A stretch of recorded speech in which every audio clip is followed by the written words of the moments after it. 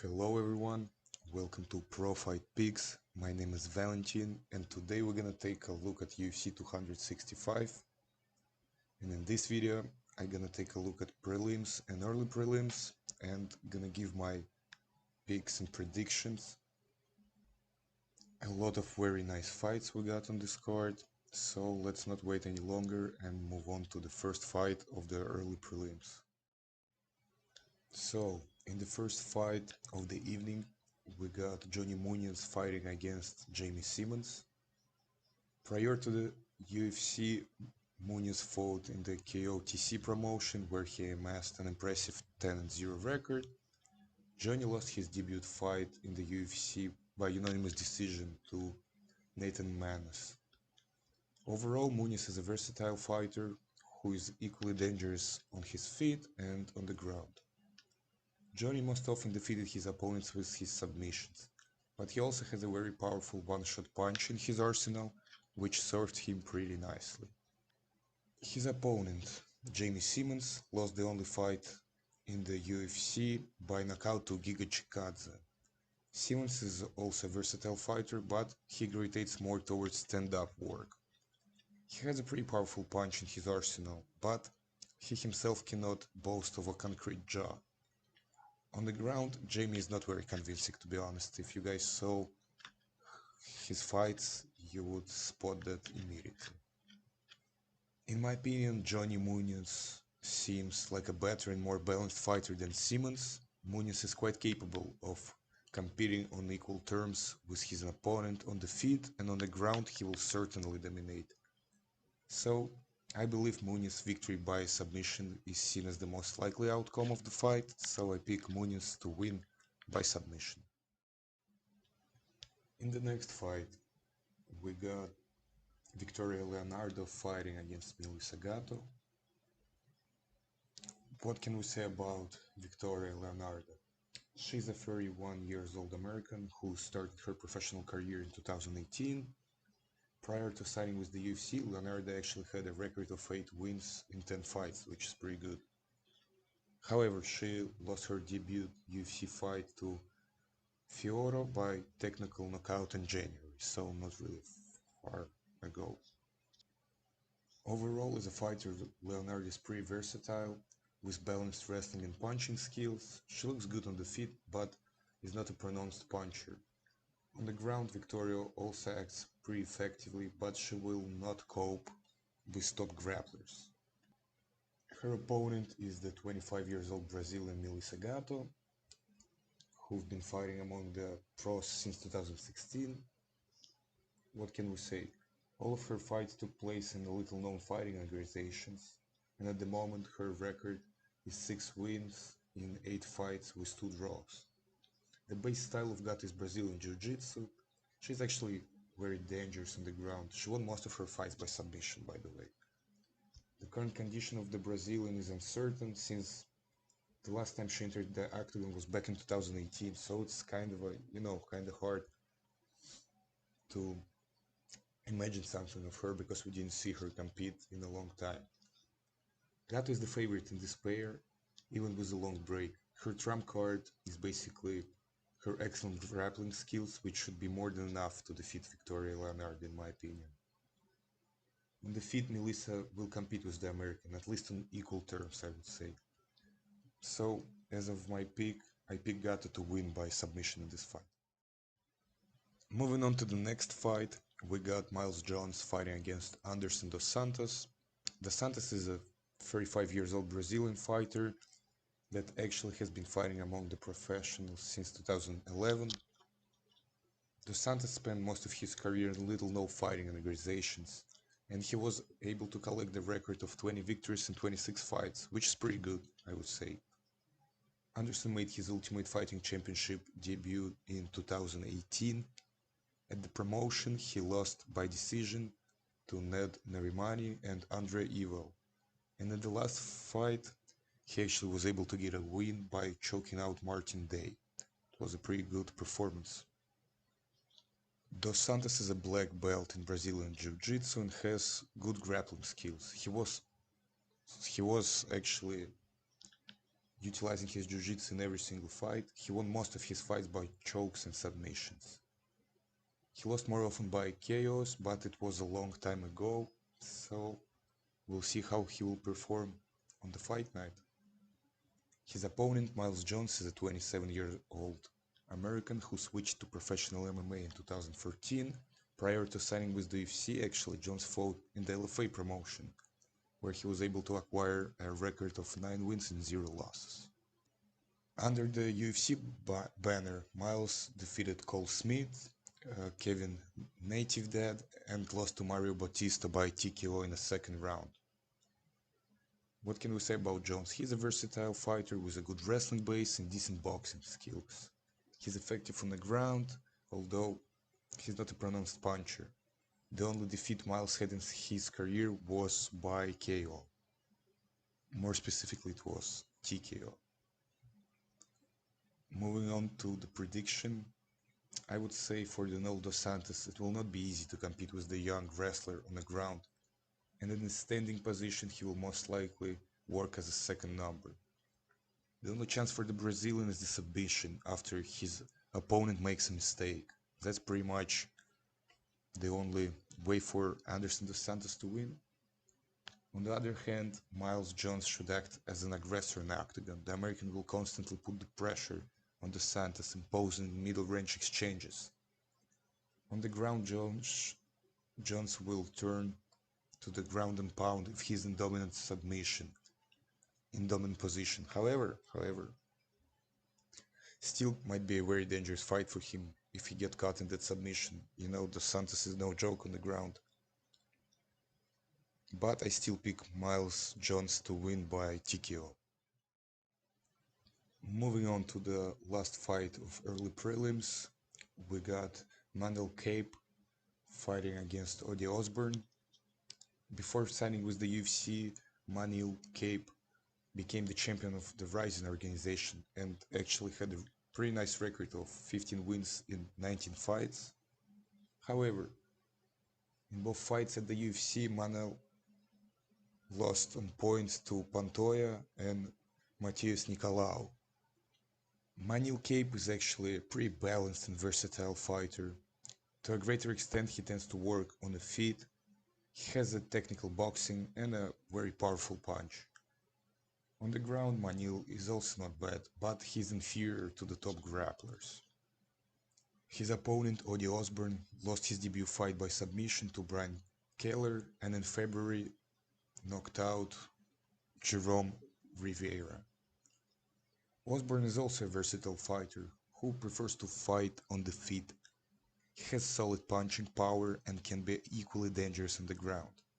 The American has never lost by knockout in his career. In my opinion, in order to win this fight, Manel Kape needs to be pressuring his opponent all the time. He needs to push him against the fence with his strikes and not let Osbourne work in his comfortable distance. Manel has enough power to put Osbourne away, and at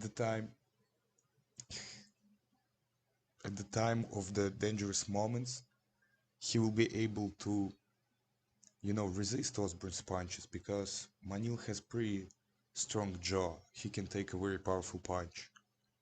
I think in this fight he will be able to outsmart Osbourne, overwhelm him with pressure if he decides to, and basically will be able to get the W in this fight. So I choose Manel to win in this fight. Moving on to the preliminary card, in the first fight we got Karolina Kowalkiewicz fighting against Jessica Penn. This fight should be pretty entertaining in my opinion. I'm kinda looking forward to this fight. We got Karolina, who is currently on the streak of 4 defeats. The last one was actually in February of last year. The base style of Kowalkiewicz is Muay Thai. She's a pretty technical boxer on the feet and looks good on the ground, although she does not have a powerful one-time punch and outstanding grappling skills. Another one of the weaknesses, I would say, for her in this fight is the long pause between her fights, because in my opinion it can negatively affect her condition in the upcoming fight. Her opponent, Jessica Penn, is the fighter who in his last fight defeated Lupita Godinez by a split decision. Pen's base style is Brazilian Jiu-Jitsu, in which she has a black belt. But let's be honest, who doesn't have a black belt nowadays in MMA? A lot of people have it, but they do not use it properly. However, it's not about Jessica. Jessica is very dangerous on the ground. However, she still lost to all of the top opponents. On the feet, the American is not very convincing. She lost twice in her career by KO. Moving on to prediction, I can say that the chances of the fighters in this pair look approximately equal, Both women are aged and fight with very long pauses in between their fights. In my opinion, slight preference can be given to Kowalkiewicz, who looks more convincing on the feet and does a good job of defending takedowns. I believe that Kowalkiewicz will be able to get a victory in this fight with a close decision. I don't think this fight will be stopped earlier, someone gonna win by KO or submission. I highly doubt it. I think it's gonna be a very close decision in which Karolina gonna get the W. In the next fight, we got Alonzo Menifield fighting Ed Herman. Alonzo Menifield is the 33 years old US fighter who actually started his professional career in 2015. At the time of signing with the UFC, Menifield had a pretty decent record of 7 wins and 0 losses. And in the UFC, he has won 3 fights out of his 5 overall fights. In the last fight at UFC 260 in March, Alonzo actually defeated Fabio via rear neck choke. It was a pretty good performance. He did the job done. On the other side, we got his opponent, Ed Herman, the 40 years old American that has been fighting among the pros since 2003 and actually made his UFC debut in 2006 with a record of 13 wins and 3 losses. So this man can be called a veteran of MMA and veteran of UFC. In the UFC, Herman had 25 fights, getting 13 wins. In his last 3 bouts, Ed defeated Patrick Cummings, Ibrahimov and Mike Rodriguez. Herman has a Brazilian Jiu-Jitsu black belt and is most dangerous on the ground. He won most of his fights with submission, although he also has solid striking power. But he prefers to take you down and try to find the perfect timing to pull on submission. So, what can I say? In my opinion, Menifield's superiority in striking power should be the deciding factor in this confrontation. In my personal opinion, Alonzo will be able to get a win by KO if he successfully defends against the takedowns. Which sounds easy, but, as we saw a lot of times, it's not as easy as it sounds. Herman's trump card is his experience combined with grappling skills, so it is very dangerous to underestimate him. However, I believe Menifield will be able to get a victory in this fight, most likely by KO. Moving on to the next fight, we got Vince Morales fighting against Draco Rodriguez. Possessing solid good punching power, Morales preferred to fight on the feet, although he can be effective on the ground as well. The American has repeatedly suffered stoppage defeats, more often by submission. Vince is currently experiencing a downturn in his career, if we just look at it. His opponent, Rodriguez, is an all-rounder with good grappling skills and good stand-up skills.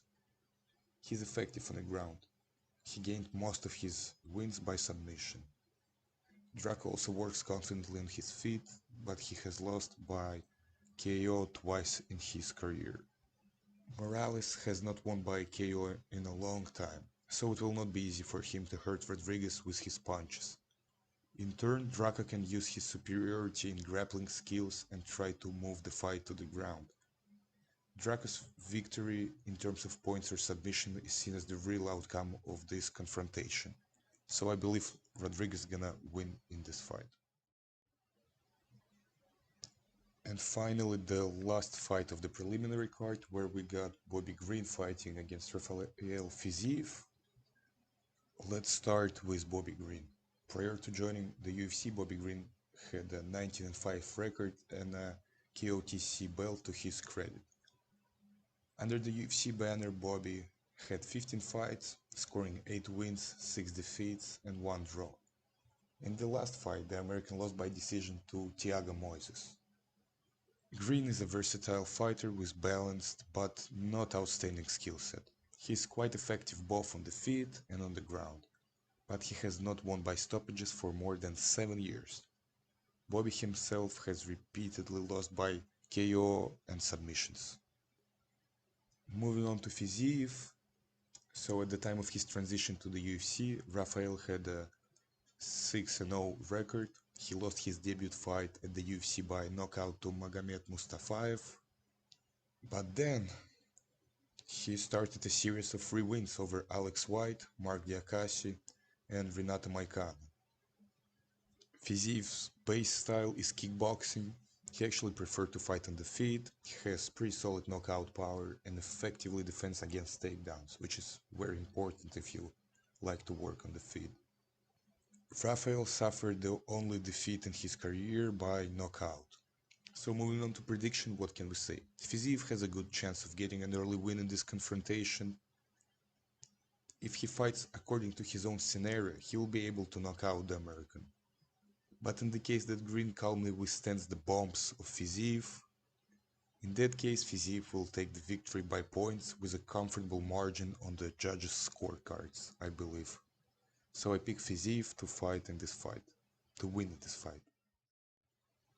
Thank you very much for watching the video. Don't forget to subscribe, drop a like, let me know about your picks and thoughts in the comment section below, and make sure you subscribe if you want to see more weekly videos. Tomorrow I will upload the video about the main card with my picks and predictions. Should be a pretty interesting card. Thank you for watching. See you guys soon.